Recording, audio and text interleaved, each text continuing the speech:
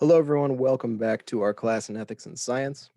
This is lecture 17, and just here at the top, I'm going to remind you that this is part of a two-part series where I am presenting both sides of an argument on whether or not the linear model, as described by Chapter 9 in Brakeland Mitchum and a reading from a guy named Bush that accompanies it, the case for and the case against. And so this is the case against. What I'm not doing this week is I'm not summarizing the readings for you. I'm trying something new. I honestly think this works a little bit better. It leads into our discussion posts a little bit better. But that does mean that there's a little bit more emphasis on you doing the reading yourself because, like I said, I'm not summarizing it for you. So without further ado, let me share our screen and we'll get in. I caught a major typo in my last attempt at recording this. And so I'm starting over. So where are we? Here's our PowerPoint. Let's start it. So, lecture 17, the case against the linear model. And our meme to kind of get us into this is one from like 4 years ago. And realistically, the actual experiment here happened 10 years ago, which is they did surgery on a grape. Now, if you're all for the linear model, you'd say, yeah, look, it's silly, but don't think about the grape. Think about the implications of microsurgeries. That this is a way to show what we're capable of. And if you're against the linear model, you might say, look, they did surgery on a grape. Big deal. Let's solve some real problems. Let's take care of each other. Let's not focus so much on useless progress here. So, what's the problem with the linear model? Well, in practice, the linear model often ends up being too simple, this position would say. And I feel like after everything I say, you could add in this position would say. I did that a little bit in the last lecture. I don't want to keep doing it.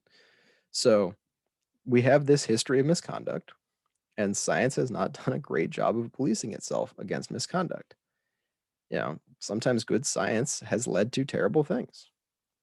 And we can pause here and acknowledge that the proponents of the linear model would say that, yeah, that wasn't actually good science. The scientists behind it, they didn't have real objectivity in mind, or they had outside influence from religion or government or, capital trying to push them in a direction that they shouldn't have gone. But if they had just kept to the pure science of Mertonian norms, well, then they wouldn't have done those things. And to that, this side of things would say, hold on, let's look at Tuskegee for an example, where the scientists behind Tuskegee, they hid behind objectivity. They used it as a shield against accusations of misconduct. People who were at the Nuremberg trials said, look, we're just doing what scientists do. We don't consider moral implications. And that has been a problem. A lot of horrifying things have been done in the name of good science. Maybe it's not good science then. Maybe science needs to consider ethics, which, taking off the hat of presenting these lectures objectively, yeah, that's the point of this class. Okay, let's put the hat back on. So, sometimes good science ends up being socially useless. Look at our meme at the beginning. They did surgery on a grape. Is it helpful? Is it good for anything? How many millions of dollars went into that machine? That's going to get used how many times before it's obsolete? And look, can we really separate scientists from society? The previous lecture, we made a point that science is the thing that has made present day society what it is. And if that's the case, are they separable? Are the scientists in some way part of a different group that are really unaffected from the ways that they have shaped the world? There's a philosopher named Martin Heidegger. I'll talk about him in a couple of slides here. That's one of his big ideas. He talks about the concept of inframing, that we create technology to suit our needs, and then that technology changes our needs. It's a big deal. And so, does this linear model make scientists into some kind of ruling class?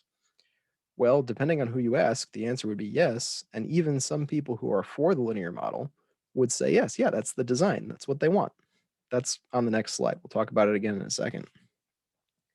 And this idea that money goes in and prosperity comes out, well, that hasn't proven true for everyone. And really what we're doing there is we're refusing to acknowledge the underclass. And that's a problem because there are humans who live there, and we should be taking care of other humans. We have a moral obligation there that we're ignoring. So, moving on. So, Francis Bacon's, this is problems with the roots of modern science. So, Francis Bacon's New Atlantis paints scientists as a detached ruling class that the people treat like gods.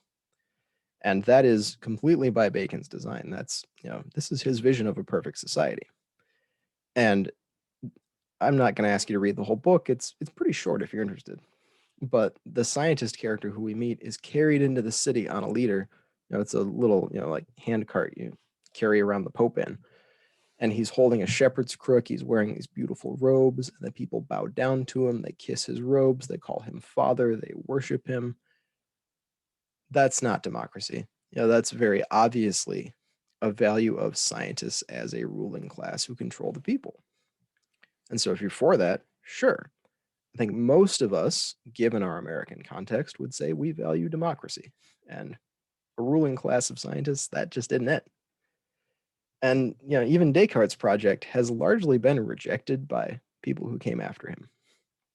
His idea of the master model where we can become masters and possessors of nature, people have rightly pointed out that that carries a lot of sexist and racist and anthropocentric assumptions about who gets to qualify as having moral worth and moral consideration.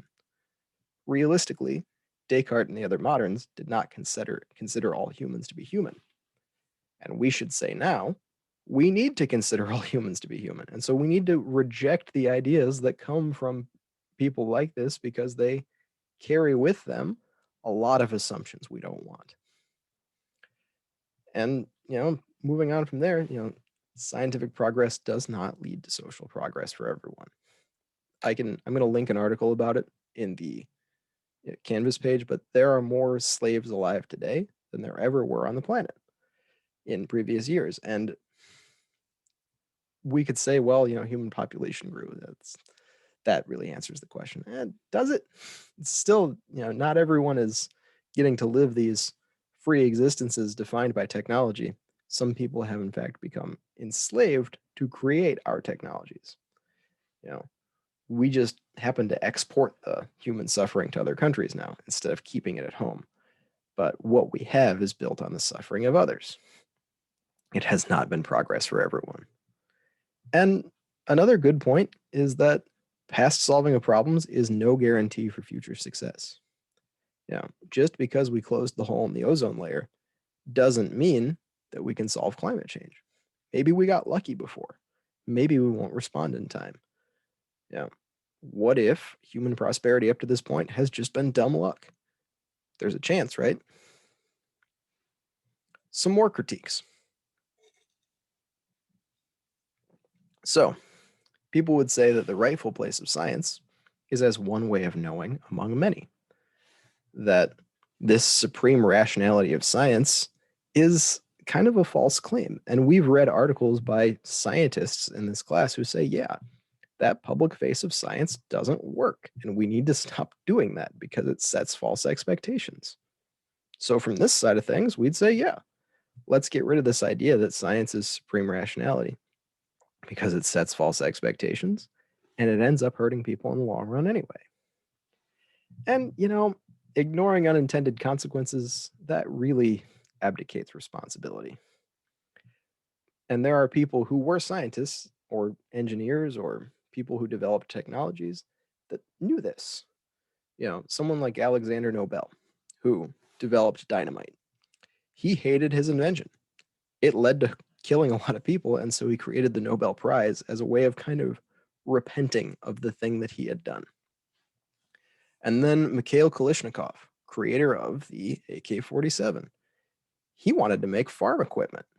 He acknowledged that, look, he wanted it to be a weapon of defense. It became a weapon of war. He wasn't big on that. He acknowledged the consequences of what he did. He still profited a lot. And so did he really acknowledge the consequences? It's a conversation for another time. And then, Dwight Eisenhower, in his farewell address to the nation, said things along the lines of, every dollar we give to military development is a dollar to take it away from schools. So can we ignore these unintended consequences? We really have to consider where we spend our money, what we do with our energy, what we do with technology.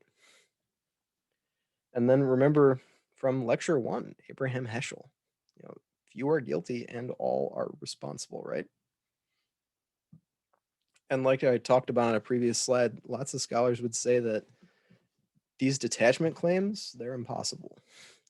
Two people who would not agree on much are Donna Haraway and Martin Heidegger. Donna Haraway is a feminist philosopher. We've talked about her a few times. She's known for this idea that you can't have a view from nowhere, that you need to understand your positioning in science so that you can name your biases and acknowledge the positions of others that are just as valid as yours. That's a good idea, but it does go against this idea of science as detached and having a hard barrier between science and society. And then someone like Martin Heidegger, who should say is a reprehensible man. He was a member of the Nazi Party. He was an evil man. But one of his ideas was that, look, truth isn't foundational, it's circular. And what you learn is built off of what you've learned before, and you self-correct as you learn. And so taking that, yeah, we can't have this barrier because there's no objective position. We can't stand outside the circle and look in. We're caught in the current. The best thing we can do is orient ourselves in the current. And, questions of, is this model good? Technologies have developed by the military. Yeah, they did eventually become civilian technologies. Great, we have the internet. But so what? Has the internet actually been a net good for us? The jury is still out. We like the idea of using these things. They're entertaining. We have better access to information than we've ever had. We also have better access to disinformation than we've ever had. There's a group of people who tried to overthrow the government because some dude on 4chan said they should. We don't get there without modern technology. We don't get there without these technologies developed by the military. And look, our present way of life is largely defined by technology, but we aren't any happier. In our textbook, there's a reference, and I can link to a site called Our World in Data, where they measure everything. And they've looked at happiness indexes. And in the developed world, if we're using those terms, people are not any happier than they were 10 years ago. We have in fact gotten less happy. And we can ask the question, the things that make us happy, are they really making us happy, or are they making us sedated?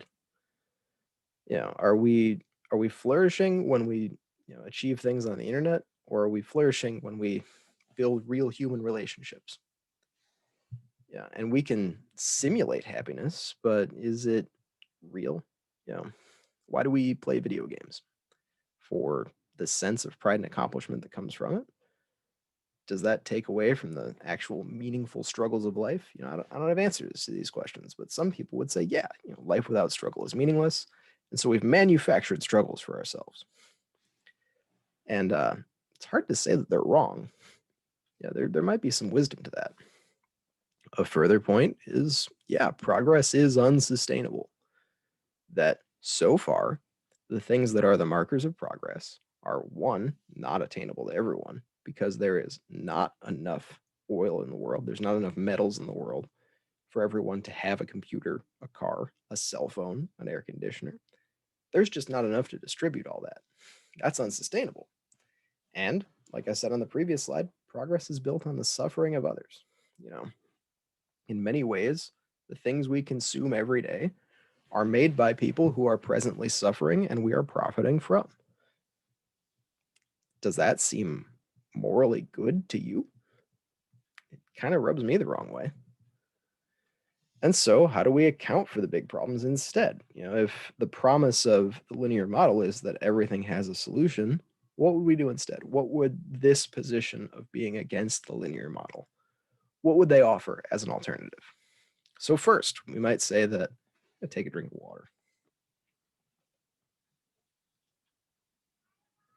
Issues like climate change and pollution, which have their source in these unintended consequences of science, we can solve these by cutting back. Maybe we don't need cars. it's a wild idea, mostly because we're pretty emotionally attached to the privileges we have. But what if we gave them up? Could we be happier that way? And would that actually end up solving the problem? And this is kind of the view of, survivalists and homesteaders and communes and others, people who are kind of on the fringe of society. But they might have a point. I mean, very few of us know because we've not lived that life, right? But there is something appealing there to say that, look, you could just detach from this whole thing, take care of yourself, and by doing that, take care of your moral considerations to the planet, stop living by profiting off of others. It's got some moral weight to it. And for this model, the concept of the Anthropocene is, of course, a negative thing. That, great, we've remade the world in our own image. And by the process, we are killing ourselves. You know, woohoo, we're going to be etched in the geological layer in case any aliens show up, but we're going to be gone. You know, and look, whether or not climate change is really the killer of the human species that people say it is, that's another debate. That is, there's room for degradations of ideas in there. Gradations, not degradations. We'll talk about that maybe another time. And, this model, well, really, this rejection of the model would say that instead of placing the emphasis on human potential, the emphasis needs to be placed on community and care. Instead of saying we can innovate to solve these problems, we can say, look, we already have everything we need. We just might not have everything we want. But if we take care of our needs, we'll be more satisfied than if we took care of our wants. There's probably some wisdom there. That's what monastics have been doing for centuries. And so, how do we account for the big problems instead? Just doing the shotgun approach like we did in the previous lecture. We'll just say problem, potential solution. So, what about climate change? Well, produce less carbon. Stop driving, plant trees. What about population growth? Well, folks from this side would say maybe have fewer babies, but also people would say that the population might not be the problem, that the way that goods are distributed on this planet, we could probably take care of 10 billion people without much issue. The problem is distribution, and the places where we say we want to reduce population also happen to be the least advantaged places on Earth anyway. And so maybe the problem is with the people doing the distributing, not the people doing the consuming. Yeah. It's a thought. It's a pretty good thought. And what about hunger? Well, again, consume less. Here in America, we throw out more food than we eat. If anybody is starving, well, then that becomes a huge moral problem for any of us that have ever thrown any food away. I don't know about you. I threw away some leftovers last week. I'm going to do it again this week. I am morally culpable for anybody going hungry in my neighborhood because I let food go to waste. Yeah. What about the death of species? Well, how about some conservation? We've done this successfully already in other places. The state of Wisconsin, at one point, had a very high wolf population, and then hunters shot all the wolves. But today, there are wolves in Wisconsin again because wolf packs migrated from Minnesota, and the state set up laws saying that if you shot a wolf, you went to jail. And now the wolf population is getting back up to healthy levels. So it's not impossible. If you let a species totally die out, yeah, it's gone. But what can be saved will be saved if we just have moral consideration. What about loneliness? We could solve it with Zoom before, right? Well, what about small in-person communities? What if we got off the happy boxes and we went and actually talked to someone? It's a perfect way to solve loneliness. What about water shortages? Well, yes, we do have water shortages in this world. And you know who's contributing to them? The industrial water plants who are siphoning drinking water from communities and then selling it back to them in bottled water. The problem isn't the shortage. The problem is companies like Nestle who are profiting off of human suffering. What if we just got rid of those instead? Deforestation, plant some trees. Urban food deserts, community farming. How does community farming differ from vertical farming? I'll tell you in a second. So, vertical farming is this idea that you can create these massive industrial farms in an urban area. Community farming is a little simpler. I used to work with people from inner city Detroit at a camp that I worked at. We would take kids from the inner city there and give them a fun week at camp. And what I learned from working with a lot of people from Detroit is that in some neighborhoods, you can buy a plot of land next to yours for a few dollars, provided that you develop it into a community farm. And by that, it means you feed yourself and maybe sell vegetables to your neighbors. So for like $5, $10, you can buy a plot of land big enough for a house, just create a farm. And that is a solution to urban food deserts. Instead of relying on these supply chains and these large industrial farms to take care of you, you can take care of yourself. You can use the land around you. Because who says that the city needs to look like the city? Nobody. And then in global politics, right? You know, classifying countries as developed and developing, that's a false choice. That creates a sliding scale that realistically we can't have everybody live up to anyway. So maybe we need to change our criteria. And, development is often a code word for control. And this position would point to a few organizations to show that. You know, People like the IMF and the World Bank often use economic control of a country. They exert control by developing them, by giving loans that these countries can't ever pay back, and then suddenly the World Bank owns half the land in your country, and you have a debt to them that you won't pay off in 300 years. Seems like kind of a problem. You know, the U.S. has a command base called AFRICOM, where it's for defense of America, but it's deploying troops to Africa. Well, why? And somebody who's cynical might say, control of resources, control of trade partners. Is that prosperity? Is that actually helping people develop? Maybe not. I don't want to let my own opinions in there too much. And then better science leads to war. That's what this position would say, that we develop these technologies so that we can use them to hurt people. That's how we developed the atomic bomb.